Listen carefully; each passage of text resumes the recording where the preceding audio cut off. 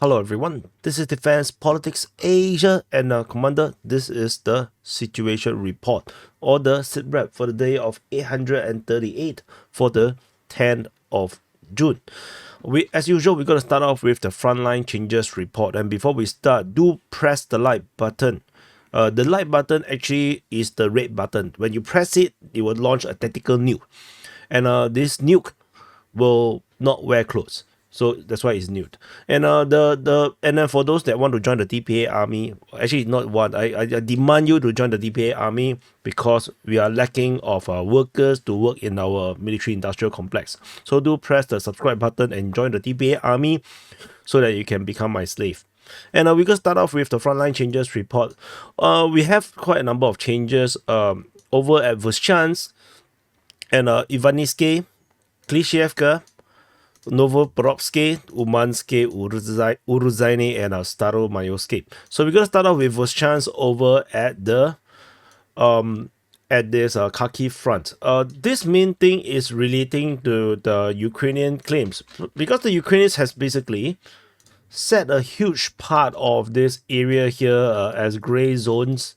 And but we previously do have Russian geolocated in this area here. So but we have the latest geolocation of Russian forces here, which is the infantry fighting vehicle, and as a result I decided that this part just can't possibly be under Ukrainian control. So I have made it have changed the front line in this way. I'm still going to give the respect to Deep State UA, to leave a little bit left here. I can't possibly imagine Ukrainian forces to be that far deep into the rear positions. So but in these three lines that is still plausible. So we're going to continue to monitor and to see how this develops over at the Voschansk sector of the Kharkiv front. The next frontline change is over at Ivaniske. So this is at Bakhmut front. So this is Bakhmut city, and in this area here, the Ukrainian mapping Deep State UA has made a massive change. They have finally give up this entire massive gray zone that they have been drawing out, and they have claimed that the Russian forces have taken the entire settlement here of Ivaniske, with the Russians taking full control and with additional buffer along this forest lines, or rather not even lines, these are just forests. So so this actually is a final it's been a long time coming, the corroboration of the capture of Ivaniske. So Deep State UA has now announced the capture of Ivaniske. However, the first announcement of the capture is by the Russian Defense Ministry on 23rd of March. So it's almost 3 months. It's almost 3 months. So it's been a long time. So finally, the Russian forces has fully captured with corroboration of Ivaniske. So the next frontline change over Ivaniske is just further south at Klishevka. So according to the Ukrainian mapping, they have claimed this area to be under Ukrainian control. As a result, there could be a possible Ukrainian advance to retake this forest, this small little patch of forest around here in the southeastern part of Klishevka. So but because this is just a Ukrainian claim, we will continue to monitor and see how this develops. We still have zero confirmation of the capture of Avdiivka. There's totally no corroboration for this. So the next frontline change is over at the Avdiivka front, over at Novoporovsky. In this area here, the Russian forces also have quite a big advance with the capture of yet another major tree line north of Novoporovsky. They have now starting to enter into Novoporovsky itself and capture the eastern tree line.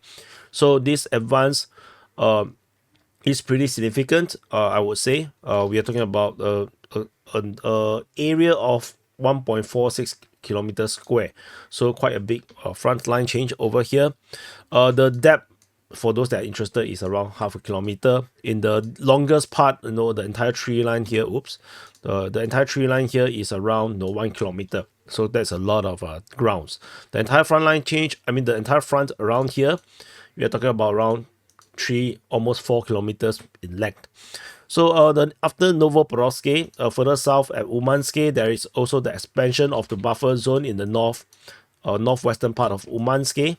So the Russian forces have continued to expand their zone of control in the northern part of this river around here. So the Ukrainian mapping, this is by Ukrainian mapping though, so this is a confirmed capture. However, the gray zone continue to extend in this way, so it's a bit awkward. But anyway, we shall continue to monitor over here, over the Umansky region. So, and the next frontline change is over at Uruzhaine, over at the Velika Novoselka sector of the Donetsk front. In this area here, Russian forces are geolocated in the southern part of Uruzhaine. This invalidated Ukrainian claims. So the Russian has already been previously marked to be here based on geolocation. I think based on claims. So now we have this confirmation via geolocation. So the Ukrainian mapping have to change due to this geolocation. And after Uruzhaine, the last frontline change is over at Staromayorsky, just next door. Russian forces geolocated to raise the flag at this location. So the Russian forces have advanced in this northern part of Staromayorsky. And we still have no confirmation of the rest of this area here to be under Russian control or not. However, the Russian Defense Ministry, nevertheless, along with Ryba, have announced the capture of Staromayorsky. So I do not know how far they have captured. So anyway, this is the declaration. I have not put a flag yet because I'm looking for some kind of corroboration from the Ukrainian side. So particularly Deep State UA. So we shall wait and see whether we can get this confirmation. So that's all for the frontline changes report. And so have the missile take off its clothes yet? So remember to press the like button to release the nuke. Send news, as in atomic bomb. And naked ones. So we're gonna continue on over to the strategy and tactical reporting, and we go to the northern part in Sumi. In the Sumi region, yesterday we have the reported incursion by Chechen forces. Apparently they are supposedly special forces into Rizivka. So there is a footage of them raising the flag around here. It could be pretty much means that they have captured the rest of Rizivka, but we do not have geolocation of them in the south, so I'm not going to commit to this. And since this area is extremely complicated, if you look at the terrain, there's a lot of forest patches, forest line, ravines, rivers, massive forest patches. It's just very complicated terrain around here. So I don't think I can just say that Rizivka has been captured so simply. And we look at the height of the it's just a bit hilly around here, so it's not very significant. So I just prefer to not declare the capture. I think this is just going to be premature and play into Russian propaganda. So we move into the Kharkiv front. At the Kharkiv front, over at the Lipsy sector, around this area here. So let's go with the Kazachyo-Lopan sector first. There is some fighting reported at Avdiivka, or it could be just shelling report. But anyway, regardless, Avdiivka has been mentioned by the Russian Defense Ministry. And then there are further geolocations of Lancet attacking a Ukrainian multiple launch rocket system south of Bruzhenka. And at Pitomnik, we have a Lancet strike on the Ukrainian artillery system. So Ukrainian artillery systems are positioned pretty close to the front line, around 10-12 kilometers, which is pretty much where you expect. And then this one is around 15 kilometers. So it's pretty much we expect where the artillery system will be, around 15 to 20 kilometers. For some, this is 10. I'm not sure why this is so close. But it is exactly where artillery systems are, in terms of the distance from the front line. So they are getting hunted down by the Lancets. And so over at the Lipsy sector, Russian forces are counter-attacking Ukrainian forces at Klipoke, and Ukrainians are allegedly attacking as well. Depending on whose words you believe.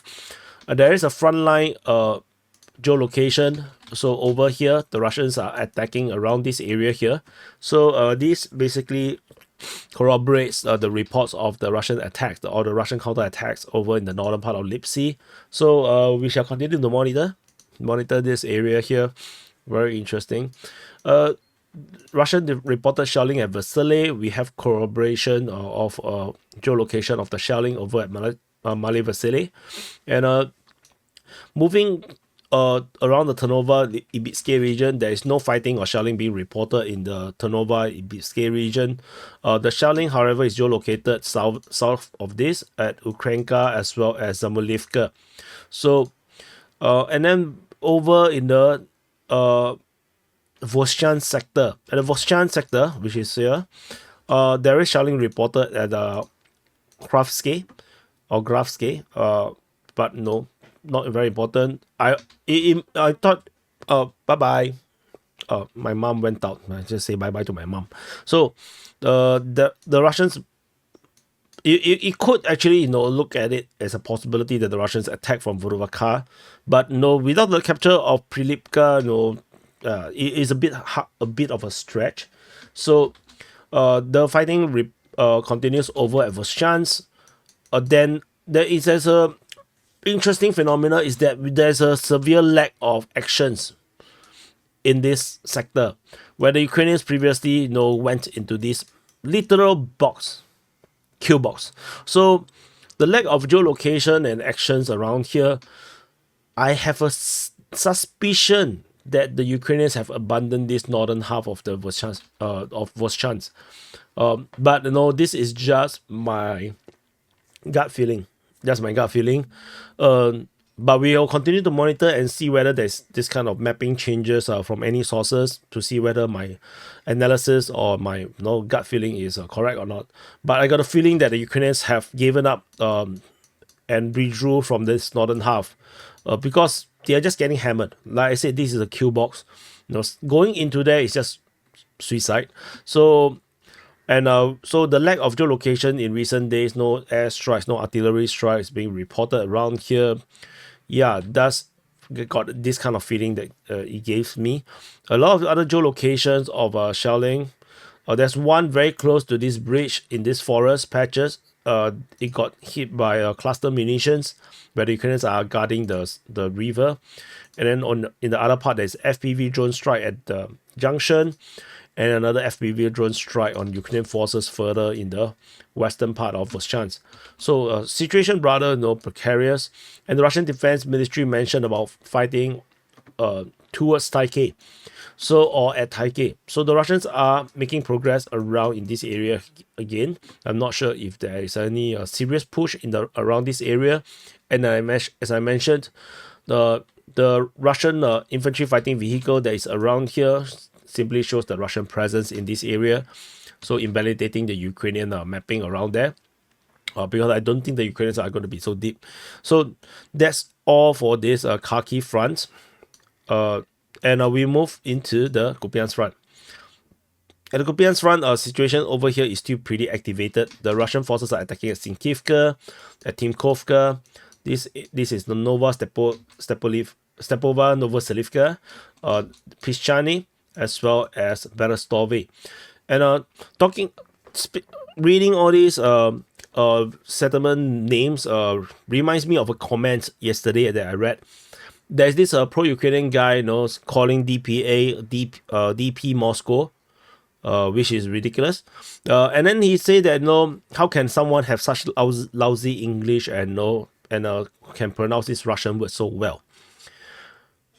Clearly, this guy have not watched DPA in the first year of the war, or even the first 2 years of the war, where I slaughtered every single place, the names. So, and I don't even think that I'm pronouncing many of these names correctly. So, nice cope, nice cope.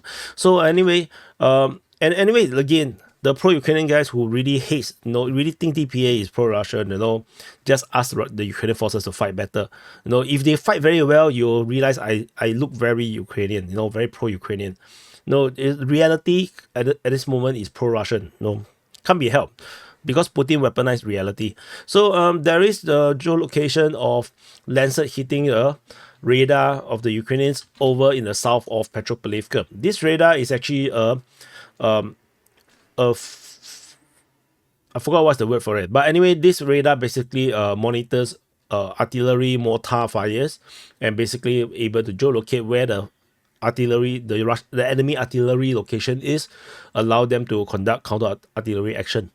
I think it's called fire tracking. I forgot what's the name of this radar. Anyway, I'm not an RT guy, so no. So this is very activated in my opinion. In the Sviatove front, we have a reappearance of the reports of Lubivka, Russians attacking in this direction. So that's all from the Sviatove. Over at the Crimea front, this front seems to be getting a bit hotter again, with fighting reported. I can't zoom in. At Nevsky, Terny, Torske, in the Serebryansky forestry towards Kharkiv, and there's shelling reported at Serebryanka. And also this front has also activated again. And if you look from the perspective of the entire Oskil sector, the Oskil front, the Russians are attacking in the north and as well as in the south. So that's what it looks like right now. So very interesting situation. And in this area, there is geolocation of Ukrainian forces getting hit in various locations, which just simply shows the Ukrainian presence. It's not important to me, other than signifying where the forces are. Over at the Sivers front, other than the mention of the shelling over at Serebryanka and the Russians fighting in the area of Kharkiv, the Russians are also attacking in Verkhneyamsky, near Verkhneyamka, towards Ivano-Darivka and Sperne. So there's this massive big arrow that's currently happening through Sivers. We shall see whether the Russians can go any further. Moving on, over at the Bakhmut front. At the Bakhmut front, some significant news. So generally speaking, okay, we go into the center sector first, center area. The Russian forces are still fighting in the Canal region. There is now reports of fighting near Novi or at Novi. So this is according to the Ukrainian Defense Ministry. They mentioned Novi. So Novi started to get attacked by the Russian forces, or at least they are fighting in the area. So there's also reports of fighting near Chasivya, which is basically just a general term. Fighting reported near Ivanivsky, according to the Ukrainians, but the Deep State UA has said that Ivanivsky has been fully captured by the Russian forces, corroborating Russian claims since March. So this front is very, very intense. So and further south, in the southern flank, Russian forces attack in the area of Klishevka. Ukraine seems to have gained a bit of grounds in the southeastern part. Russian forces attacking at Andriivka, and there's this attack towards the direction of Dilievka, or there is shelling at Dilievka. So this is the current situation in the southern flank of the Bakhmut front. Over at the New York front, Russian forces attack towards New York, or in the area of New York, and there's shelling reported at Donetsk. So that's about it. Not very important. New York front.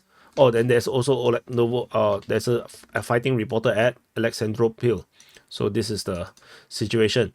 Over at the Avdiivka front, in the northern flank of the Avdiivka front, Russian forces are attacking towards what is this? It's called Kalinove. There's fighting reported in the area of Novo-Alexandrivka, towards Yekhnivka, towards Sokil, and Novoporovsky. So especially Novoporovsky, we have seen this frontline change happening with the Russian pushing southwest. And there's also a Russian Sukhoi 25 allegedly shot down over the Avdiivka front, according to the Ukrainian Defense Ministry. I did not see this report in the Ukrainian Air Force. And this is not the first time this happened. I'm not exactly sure why. I wonder if it's unrelated to the Air Force. So in the southern flank, we have the Russians attacking in the area of Umansky, which resulted in some kind of frontline change. Fighting reported at Yasnobrodivka as well as Khalivka, as the Russians continue to try to go into this other part of the river in the south of this lake. So and then there is fighting reported at Nevelsky as well. Today I just realized that Nevelsky is classified by the Ukrainians as part of another front. So they classify this as part of this the front along with Krasnohorivka and Grigorivka part. They are like, these are one part. But to me, there is a very clear cut. There's a very clear cut here. which is why I classify Novelsky as part of the Avdiivka front. So anyway, in the general picture for this front, it's very very messy. The Russians are attacking in so many different directions. As you can see, if I draw out all the arrows, yeah, the entire Avdiivka front is very activated. And according to the Ukrainians, it's important to note that the hottest situation remains in the Pokrov direction, which is the Avdiivka front. And basically I already said this is where the main Russian offensive is, and I'm being corroborated by the Ukrainian Defense Ministry themselves. And as such, some of these Ukrainian mapping, I mean the polygons, I have renamed. So the Ukrainian Pokrov forces is here. So it's not all of them has been changed yet. This one is still the old one. So I've changed some of them. So like they call this area here the Kharkiv force, Kharkiv direction, and they call the Velika Novosilka sector the Vremivka direction. So I just rename it accordingly. So we move on to the Donetsk front. So at the Donetsk front, the strategic picture looks as such. Battle of Krasnohorivka continues. There's Battle of Georgievka. Fighting in the area of Paraskovivka, Konstantinivka, shelling over at Katerinivka, shelling at Kharkiv. There is fighting reported towards Vodian at Voleda, fighting at Staromayorsky and Uruzhaine, shelling at Nekoshny as well as Velika Novosilka. So this is the entire strategic situation over at the Donetsk front, and as you can see, also very hot. So so we go side by side, front by front, town by town. Anyway, there's a very weird geolocation. So other than the fighting reported continuing over at Krasnohorivka and Georgievka, which is pretty much a nothing burger, there is a geolocation of Russian forces clearing the trenches here. It's interesting to note that this area has already been captured by the Russian forces, but the Russians still have to clear the trenches because there could be Ukrainian forces that are still holding up in these trenches. So they are still currently clearing the operation, and this still clearing the trenches, which means that this could be one of the reasons why the Russians are not making much progress right now, because to clear all this area that they have taken, it seems to take a lot of effort for now, which is probably why they are not moving further ahead. Over at the Konstantinivka region or the sector, there is an announcement by the Russian Defense Ministry that they have captured Paraskovivka. So this is based on the report from the telegraph that is sent to the units by the head of the Defense Department. So they claim that the 10th tank regiment have captured Paraskovivka. So we have no confirmation about this yet. Only the Russian announcement. So the Ukrainian Defense Ministry continue to mention about fighting at Paraskovivka. So we will just continue to monitor. As we have already marked it as the announcement, we will just see whether we can get corroboration. Fighting is reported towards Konstantinivka also. So moving further south, we have the fighting reported towards Vodian based on both Russian and Ukrainian Defense Ministry. But because the front line is so huge around here, I have no idea where to draw the direction. It could be in any direction. So I just put it as the generic one. So there's also fighting reported or shelling at Voleda, Ugleda, around here. So as usual, we just draw it as an arrow for now. And over at Velika Novosilka, at the Velika Novosilka sector, there is some developments as per mentioned in the Frontline Changes report. Russian forces continue to hold a presence in the southern part of Uruzhaine, with the Ukrainians acknowledging the Russians, not the Ukrainians, the geolocation showing Russian presence in the south of Uruzhaine. Russian forces raised the flag in the northern part of Staromayorsky. It's not an indication that they have captured the entire of the town, but the Russian Defense Ministry have nevertheless declared the capture of Staromayorsky.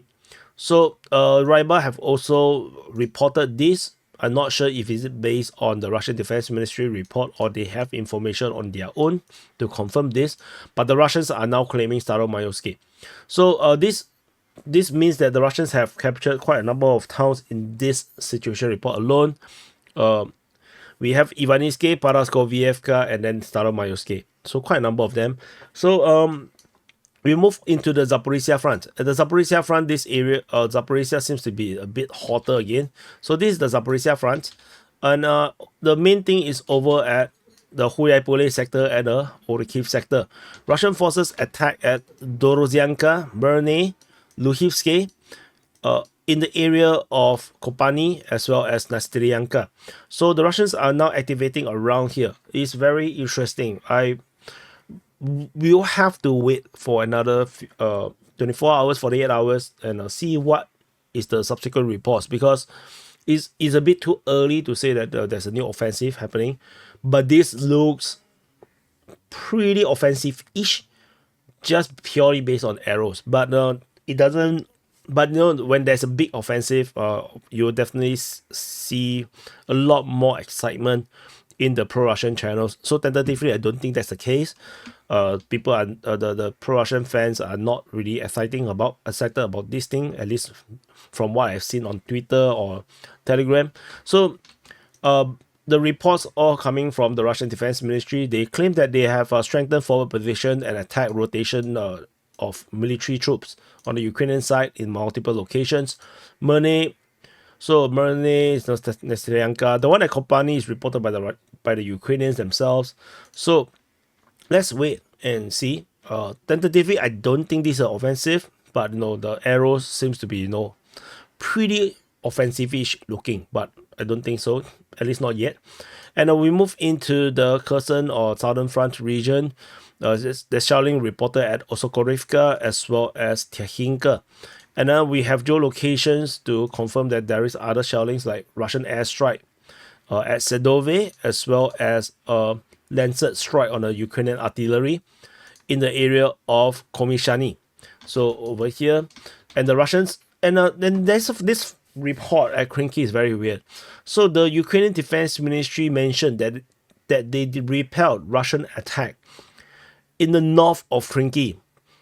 Kharkiv is already by the river. North of Kharkiv would mean that it's in the rivers or in the islands north of Kharkiv. Is that a suggestion that Kharkiv has been lost? This is a very good question. I don't know. So we'll have to continue to monitor. But why is there fighting north of Kharkiv? Very cringy. So anyway, we shall continue to monitor and the developments around at the Kherson region. And that's about it. So please strip that tactical nuclear weapon. We need it to be nuked. As in we have to press the like button. And also do subscribe if you are new to this channel. I'm trying to say something very unusual so that, because, we are so used to, getting bombarded by advertisement. Our brains are just automatically, just turned off from people telling us to press the like and subscribe button. So if you drink Bud Light, don't press the subscribe button. If you don't press the subscribe button, you are a Bud Light drinker. And you celebrate the Pride Month.